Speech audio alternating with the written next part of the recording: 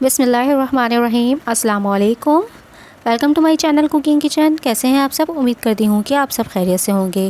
تو آج cooking kitchen میں بن رہا ہے بہت ہی زبردست دیگی اسٹائل بیف قورمہ۔ بہت ہی زبردست اور بہت ہی ٹیسٹی بنتا ہے۔ یہ جو ہے شادیوں وغیرہ میں اکثر ہم جو کھاتے ہیں، سیم یہی ریسیپی لے کر آئی ہوں۔ بہت ہی زبردست اور بہت جھٹپٹ بننے والا قورمہ ہے، ضرور ٹرائی کیجیے گا۔ چینل پر نئے ہیں تو چینل کو سبسکرائب کر کے ہماری حوصلہ افزائی کریں اور بیل آئیکن لازمی ہی دبا دیں، جس سے ہماری آنے والی ویڈیوز آپ تک سب سے پہلے پہنچیں گی۔ ویڈیوز اچھی لگے تو لائک کریں اور اپنے فرینڈس اور فیملی کے ساتھ ضرور شیئر کریں۔ تو چلیں آ جائیں ریسیپی کی طرف چلتے ہیں۔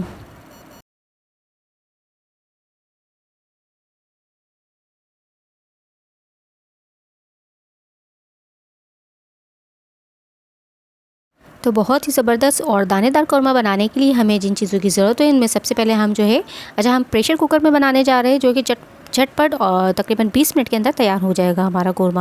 تو اس کے لیے میں نے پریشر کوکر کے اندر تقریباً 1 کپ کے قریب آئل ڈالا ہے۔ اس کے بعد میں نے یہاں پہ باریک پیاز چاپ کری ہے، 4 عدد درمیانی سائز کی میں نے پیاز دی تھی، جس کو میں نے باریک چاپ کر لیا ہے۔ یہ ہم پیاز کو براؤن کریں گے اور براؤن کرنے کے بعد ہم اسے نکال لیں گے اور اس کو جو ہے چورا کر کے ہم اس کے اندر ایڈ کریں گے آخر میں۔ تو اسی تیل میں ہم نے پیاز ڈال دی ہے۔ اب ہم اسے جو ہے براؤن کر لیں گے، گولڈن براؤن ہونے تک ہم اسے جو ہے فرائی کریں گے۔ تو دیکھیں پیاز کا کلر بہت ہی زبردست گولڈن کلر آ چکا ہے۔ اب ہم اسے نکال لیں گے اور اسے ٹھنڈا ہونے کے لیے چھوڑ دیں گے۔ اس کے بعد ٹھنڈا ہو جائے گی تو ہم اسے جو ہے ہاتھ سے چورا کر لیں گے۔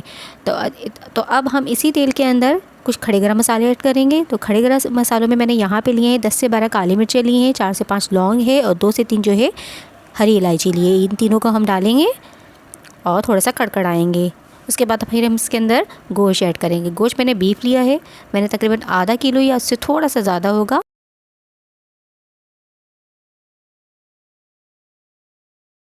دیکھیں اچھے سے کڑکڑا لیا ہے۔ اب ہم اس کے اندر بیف شامل کریں گے۔ تو یہاں پہ ½ کلو کے قریب گوشت ہے، گائے کا گوشت یوز کر رہی ہوں میں۔ آپ مٹن یا چکن بھی بنا سکتے ہیں، سیم یہی ریسیپی فالو کریں گے۔ بس چکن میں یہ ہے کہ اس کا جو ہے پریپریشن ٹائم تھوڑا سا شارٹ ہو جائے گا، تو اس میں پریشر کی ضرورت نہیں ہوگی۔ تو یہ ہم نے بیف اس میں ایڈ کر دیا ہے۔ اب ہم اسے جو ہے تقریباً 1 منٹ تک فرائی کریں گے۔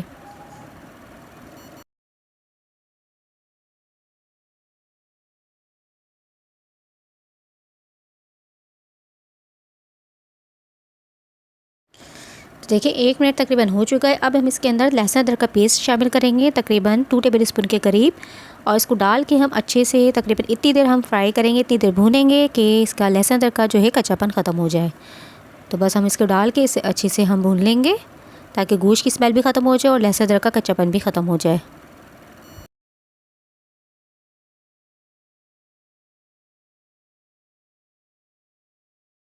تو تقریباً 5 منٹ میں نے اچھے سے اسے بھون لیا ہے۔ اب اس میں مسالے شامل کریں گے۔ مسالوں میں نے نمک لیا ہے 1½ ٹی اسپون، کچھ دھنیا لیا ہے 2 ٹیبل اسپون، کچھ دھنیا پاؤڈر ہے۔ اس کے علاوہ پسی لال مرچ لی ہے میں نے 1 ٹی اسپون۔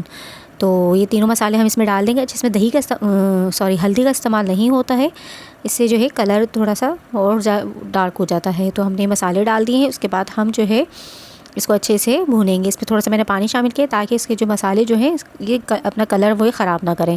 تو پانی ڈال کے ہم نے اچھے سے اس کو بھون لیا ہے اور تقریباً 5 منٹ کے لیے بھونا۔ اس کے بعد پھر ہم نے اس کے اندر تقریباً 2 کپ کے قریب پانی شامل کر دیا اور پانی شامل کر کے ہم اسے جو ہے پریشر لگا دیں گے۔ تقریباً 15 منٹ کا پریشر لگائیں گے تاکہ اچھے سے گوشت جو ہے گل جائے۔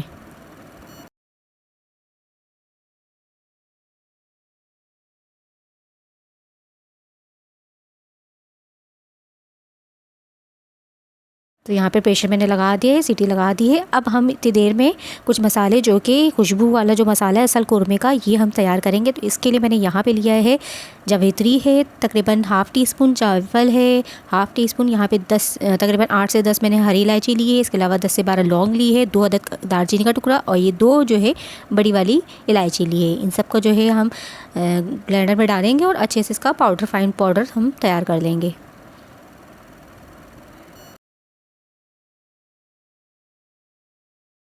تو دیکھیں ہم نے پاؤڈر اس کا تیار کر لیا ہے۔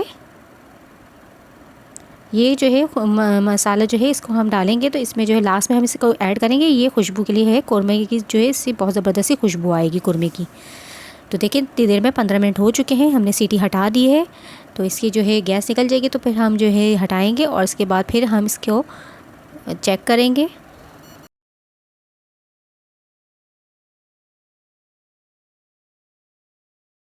تو 15 منٹ بعد ہم نے سیٹی ہٹائی ہے، ہمارا گوشت تقریباً اچھا خاصا تقریباً 90% کوک ہو چکا ہے۔ ایک دفعہ ہم چیک کر لیتے ہیں، دیکھیں تقریباً 90% کے قریب گوشت ہمارا کوک ہو چکا ہے۔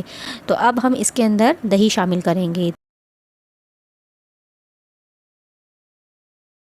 تو دیکھیں 1 منٹ ہم نے اس کو اچھے سے مکس کر لیا ہے۔ اب ہم اس کے اندر دہی شامل کریں گے۔ تو یہاں پہ میں نے 1 کپ کے قریب دہی لی ہے، اس کو میں نے اچھے سے پھیٹ لیا تھا، اس کو ہم شامل کر دیں گے اور جلدی اچھا فلیم کو میں نے تھوڑا لو کر دیا، اس کے بعد جلدی ہم اسے جو ہے چلائیں گے تاکہ جو ہے اس کے جو ہے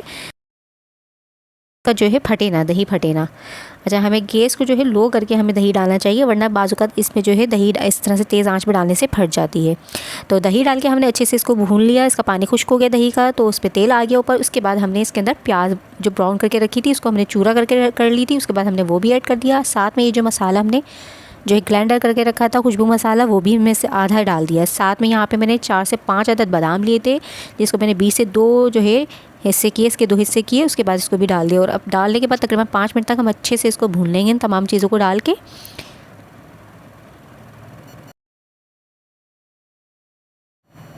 تو تقریباً ہمارا قورمہ بس ریڈی ہے۔ اب ہم جو ہے تم نے تمام مسالے ڈال لیے ہیں، سب کچھ ہو گیا ہے، گوشت بھی ہمارا تقریباً کوک ہو چکا ہے اچھے سے۔ اب لاسٹ میں ہم اس کے اندر ہری مرچ موٹی والی جو ہے ہم اس کو 2 حصے کر کے اس میں ڈال دیں گے، اور لاسٹ میں تقریباً 1 ٹیبل اسپون کے قریب کیوڑا واٹر ایڈ کر دیں گے۔ تو زبردست سی ہمارا دیگی قورمہ بن کے ریڈی ہو جائے گا۔ اچھا گرین ویسے ہری مرچ جو ہے جاتی نہیں ہے قورمے کے اندر، لیکن میں ڈالتی ہوں کیونکہ اس سے ٹیسٹ بھی بہت زبردست ڈیولپ ہوتا ہے اور خوشبو بھی بہت زبردست، اوپر سے کلر بھی اس کا بہت پیارا ہو جاتا ہے۔ تو بس ہمارا دیگی قورمہ بن کے ریڈی ہو چکا ہے، بہت ہی ٹیسٹی بنا تھا، بہت ہی زبردست بنتا ہے، ضرور ٹرائی کیجیے گا اور مجھے فیڈ بیک دیجیے گا۔ تو بس ہم اس کو نکال لیتے ہیں۔ تو یہ زبردست سا ہمارا دیگی قورمہ بن کے ریڈی ہو گیا ہے، ضرور ٹرائی کیجیے اور مجھے فیڈ بیک دیں۔ چینل پر نئے ہیں تو چینل کو سبسکرائب کر کے ہماری حوصلہ افزائی کریں اور بیل آئیکن لازمی دبا دیں، جس سے ہماری آنے والی ویڈیوز آپ تک سب سے پہلے پہنچیں گی۔ ویڈیوز اچھی لگے تو لائک کریں اور اپنے فرینڈز اور فیملی کے ساتھ ضرور شیئر کریں۔ اپنا بہت سارا خیال رکھیں، دعاؤں میں یاد رکھیں۔ اگلی ریسیپی تک کے لیے اللہ حافظ۔